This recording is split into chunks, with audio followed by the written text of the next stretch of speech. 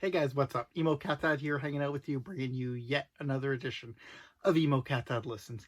If you're new here, then what it is I do is every day of 2024, I've vowed to check out a new band or artist. I check out 4 songs from across their discography, give you my initial thoughts on the songs, give you my ranking of the songs, and then, of course, my overall thoughts on the artist based on what I just heard. Today's artist, as you can see right there, is Unleash the Archers. This was a suggestion from one of you kind folks, so please keep those suggestions coming. Hit the comments below now. Give me bands or artists you think I absolutely need to check out. Today is Sunday night, so it's ladies' night. I grew up going to Warped Tour. Not the most diverse lineups, so when I started doing this, I vowed that every Sunday would become ladies' night, where I would check out either a female artist or a band with female members. And that's what Unleash the Archer is. It's a female-fronted power metal band from Canada. Just down the road. Pretty sure they're from the other side of the country, but they're just down the road. It's all Canada. Doesn't matter. But yeah, I don't listen to a lot of power metal. I don't want to say I don't enjoy it. It just kind of all like sounds very similar to me.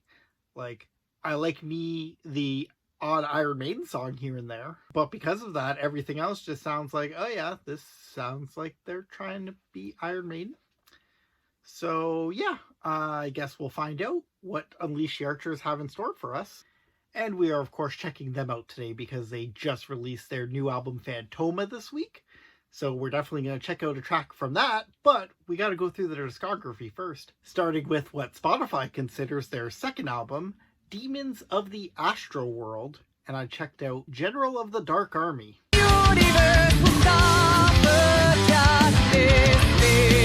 Alright, so if you weren't sure if this was power metal before, based on those titles, you should get it by now. This sounds very power metal. I wouldn't say they're doing anything too groundbreaking here, but it's an early album, so I'll kind of put that aside. They do really focus on the lead singer. I think her name was Brittany. Correct me in the comments if I'm wrong. Vocals, they are front and center in the mix. Everything else kind of falls by the wayside to let her shine. And I will say the vocals are pretty good, especially given that this is an early album. But I am pretty excited when we do get the Uncleans popping up in there. They were a welcome addition to this track. What was less welcome was the long intro and outro.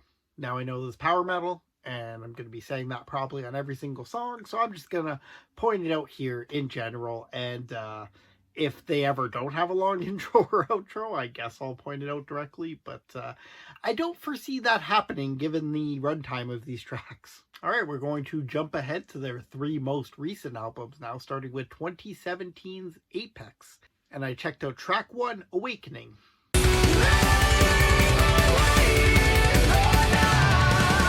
Okay, so I have actually heard this song before. I'm assuming it's as a result of a friend playing it, because I definitely recognized it. This is definitely a step up from the last track. The musicianship plays a much bigger role in the song, but at the same time, the vocals aren't hurt by it. They're still there. They're still crisp, and in fact, I think they're even crisper than on the last one. So improved musicianship and improved vocals, that's a win, even if the intro's still long. Next up, we're going to the album Abyss and checking out the track Abyss.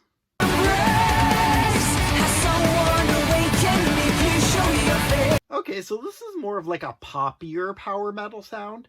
I may be the Emo Cat Dad, but I love me some pop sensibilities, so this song actually spoke to me a lot more than the previous 2 did. And that could have possibly been because of the pop elements that were more forefront in this track, or it could be just that the lyrics were much better on this track, and it really did a great job of describing the world we were in and painting the picture. So I'm hoping to see that more on this new album. Which, of course, the new album I've already mentioned is Phantoma. And I checked out their first single off that, Green and Glass.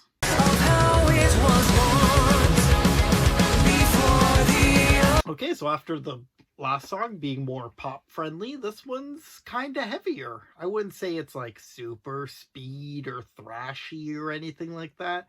It's just a little bit heavier than the last 2 tracks anyways. Once again, the vocals are great. I have no issues with any of the vocals on any of these tracks. But I will say the musicianship did step up big time on here. I'm normally not the biggest fans of guitar solos, and there's a long one in here. So in a vacuum, that would be bad for me. However, it wasn't a straight guitar solo. The drumming in the guitar solo was impeccable to the point that I don't even want to call it a guitar solo, even though it obviously was. But the drumming was such a highlight for me. That's what I took away from that portion of the track. All right, so those are 4 tracks I checked out. Let's go ahead and rank them, starting with number 1, Green and Glass. Honestly, I was prepared to put this at number 2 until that guitar solo hit. And honestly, at that point, I thought, oh, if anything, this is going to drop. But no, the drumming was so strong, especially in that part. It was pretty strong throughout, to be clear, but it really shined through in that part to the point that a guitar solo, that's right, folks, a guitar solo, did not bug me. At number 2, we're going Abyss. I like me some pop, so obviously the poppiest song needs to get some extra credit. But it's not just the pop of it all. The lyricism was the best on this track than on any of the others. And that's saying something. You could tell these are all concept records, or I assume so. The songs were very conceptual in nature, and power metal as a genre usually is. But this is the one that did the best of painting the picture and telling the story to me using words as the canvas. At 3, I'm going Awakening. This is just a nice, clean version of what they were doing earlier on with a little more melody. And finally, at 4, General of the Dark Army. I didn't hate this song by any stretch, but it had the most elements I did not like. I didn't like the mixing, putting the musicianship so low, but it was early on in their career, so I can look past that. The vocal ability is still super strong, so this is still a win in my book, especially in the power metal genre. Alright, so what are my overall thoughts on Unleash the Archers as a band? This band does a lot of cool things. I really like the addition of synths in a lot of these tracks. That's not something I had historically seen in power metal, but I'm also like pretty much a power metal noob, so there's that. The vocals are the shining star throughout all these tracks. I never had any complaints whatsoever about that. And honestly, they back it up with solid musicianship as well, because once again, I never really complained other than on the first track, and really my complaints were that it was pretty generic power metal-y sounding when I could hear it because it was buried in the mix. But I'm going to go on a limb and say that was a production issue and not something the band actually chose. Alright guys, thank you so much for hanging out with me. I'm your friendly neighborhood Emo Cat Dad. I appreciate you making it to the very end of this video. Like I said earlier, please get in those comments, give me suggestions of bands or artists I absolutely need to check out. Maybe you have more power metal bands for me. I'm willing to give them a listen. On the power metal scale, all bands should strive to be Unleash the Archers. That's my personal opinion. So, hey, try to sway that and give me some suggestions. Or just, give me butt rock bands or rock artists or pop stars or pop punk bands, some more in my wheelhouse. Some mid-90s screamo. We are approaching the middle of May, which means we're almost at the halfway point.